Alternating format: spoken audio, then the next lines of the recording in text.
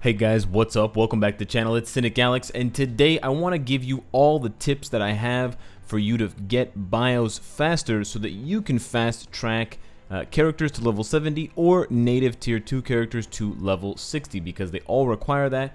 We just got hit with a bunch of new level 70 characters like the Fantastic Four. Mr. Fantastic needs bios for level 60 or for level 70, and Dr. Doom needs bios not only for his level 1 to 60, but also his level 70. So there's a ton of additional, that was really cool actually, there's a ton of additional resources and kind of characters that are requiring bios more and more.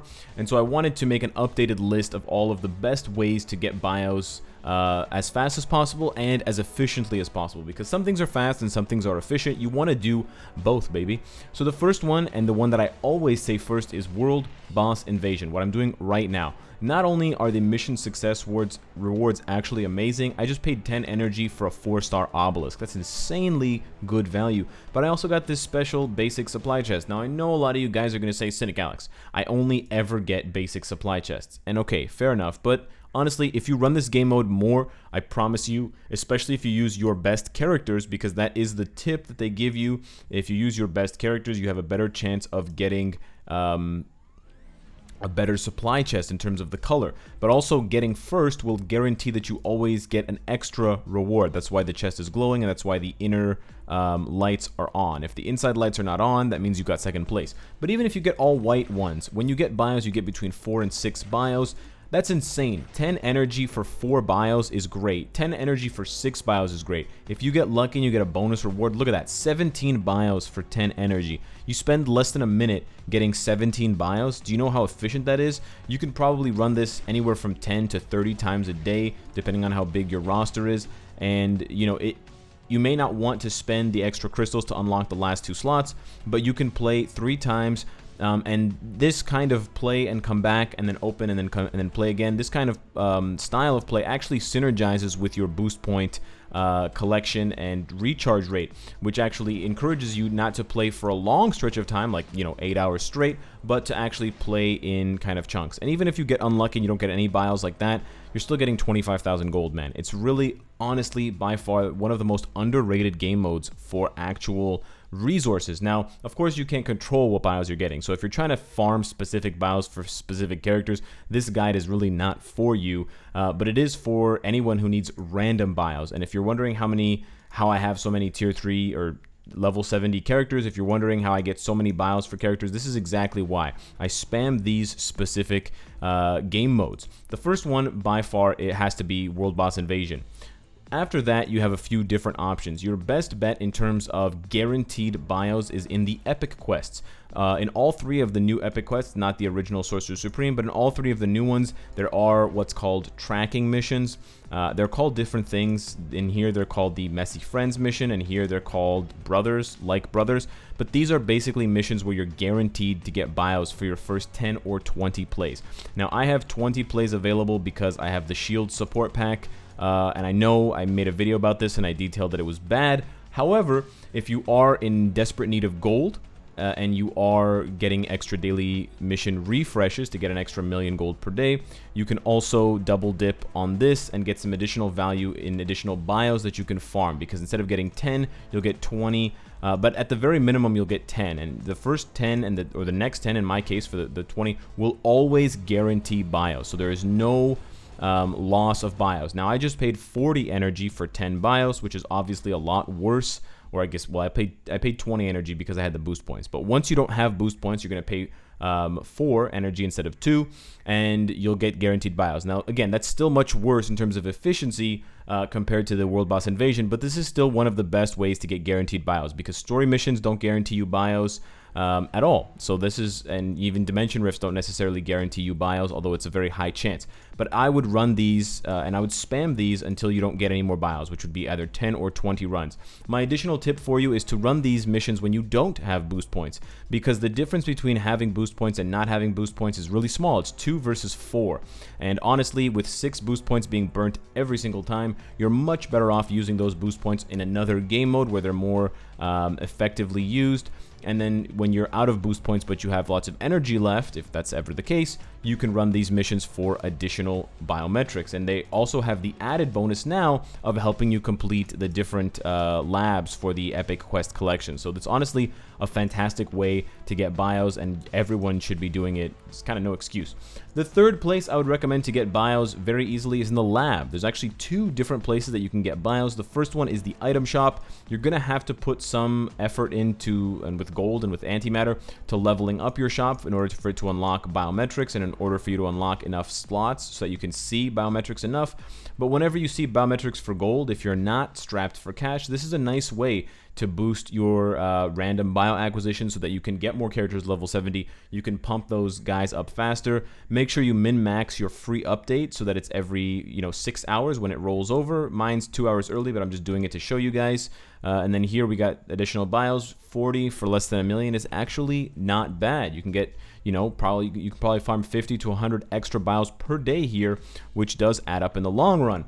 The second place in the shield lab is from the processor. Now you're also going to need more antimatter, so you kind of got to balance it out. You don't spend antimatter here once you've upgraded it, but to upgrade it you need it. But also here in the rank up materials bio acquisition, if you're trying to get the ultimates here, and there's an ultimates sale going on right now, it's a little bit better than the old one. That's about all I'll say, but it's still not that great. But yeah, if you need bios for a specific character of a specific type, or if you're farming, let's say X23, or you want to get bios for Nightcrawler, you can get a bunch of additional bios. So even if you don't get the characters that you want, all those extra bios you're getting are random bios that you can use to rank up other characters to level 70, or rank up native tier 2s from 1 to 6 stars. So that also counts. And you can even do that to future-proof yourself if you want to start collecting bios for the ultimates. In case they get uniforms in the future, you'll have the added benefit of whenever you get biometrics for any of the other universals, you can just throw those on, throw those into the fire of sacrifice for the level 70 gear ups. The next one I want to tell you guys about is really straightforward. It's Alliance Battle. Not Alliance Battle Extreme, but regular old Alliance Battle, the category here. Even if you're a new player, you should be able to compete in Alliance Battle very early on because it's quite easy. So don't slack on that. Pay attention. Make sure you get one of every single type for every single round. There's 14 rounds in total. You can get characters that double or triple dip in some cases. And you're going to get, I believe it's 25 bios every single day. So that's an additional, however many bios, 140 plus whatever. It's a lot. It's like 175 bios per week. So again, another place for you to get bios. Don't skip doing Alliance Battle.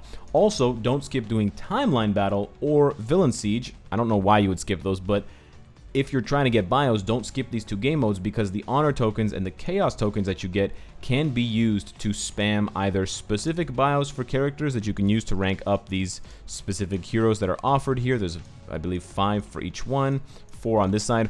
Or you can just spam the regular honor chest. So this will just give you random biometrics, and it actually is less in terms of how much it costs for the biometrics. So you can use that to get a slightly better rate of return on bios per honor token or chaos token spent. Now, this is not necessarily the best way to use these tokens. I prefer to use my chaos tokens to get custom gears because I love rolling obelisks. And of course, if you're trying to finish off characters, or if you're trying to do the Deadpool Epic Quest, or the Fantastic Four Epic Quest, you're probably getting She-Hulk bios. But if you don't need those necessarily, the honor tokens work for the regular chest, but they also work for the card chest and the Uru chest, which are not bad. And I do use these sometimes, but I genuinely don't have a preference at this point. So I'm making that clear for you guys. It's a decent source of bios. You can see there I don't know what that is, 13? No. Yes, 13 bios. It's not bad. 13 bios for about a day and a half or 2 days worth of just randomly grinding out the timeline. Of course, we also have things like Shadowland. Anytime you're given biometric selectors from a game mode, a la Shadowland, you get 75, 60, and 90. You can use those towards characters. Now, of course, if you're just starting out, you're using these on characters like Human Torch, Thing, or Shuri, or Morgan Le Fay. But once you build up those characters, you can just randomly dump them into a character and then sacrifice those characters off to get more level 70s, get more native tier 2s built up, which are also going to serve you in the long run because a lot of times they're super powerful characters like Quicksilver and Scarlet Witch. The last tip that I have for you guys in terms of how you can make your biometrics go further and get more biometrics to level up characters to 70 and level up native tier 2s is the check-in rewards. Now this one's a little bit tricky, but in addition to the biometric selectors that you get, which of course you can use them the same way that you use the Shadowland biometric selectors, there are also, from time to time, it's not a guaranteed thing, but from time to time we have check-in events that give you characters. So it'll give you a 6-star Luke Cage, or a 6-star Spider-Man, or a 6-star Morgan Le Fay, let's say. And what you can do if you want to get bios and if you have the character very close to 6 stars is finish getting the character to 6 stars, whether that means getting the last biometrics for them or using a rank up ticket. Now, of course, if you're getting them to 6 stars, it really doesn't work out in terms of needing the raw biometrics, because 320 bios it is, you know, more than you're going to get. But if you already have the character to 6 stars,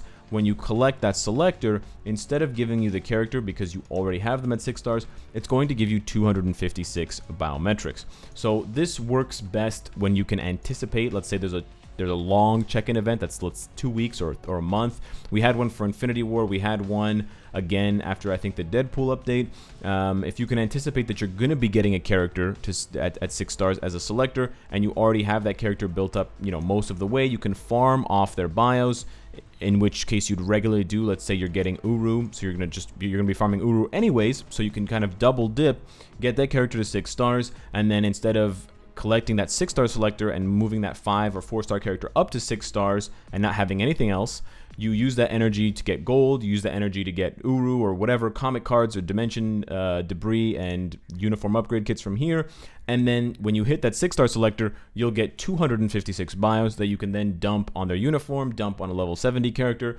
or dump on Scarlet Witch's face. So yeah, those are the tips that I have for you guys.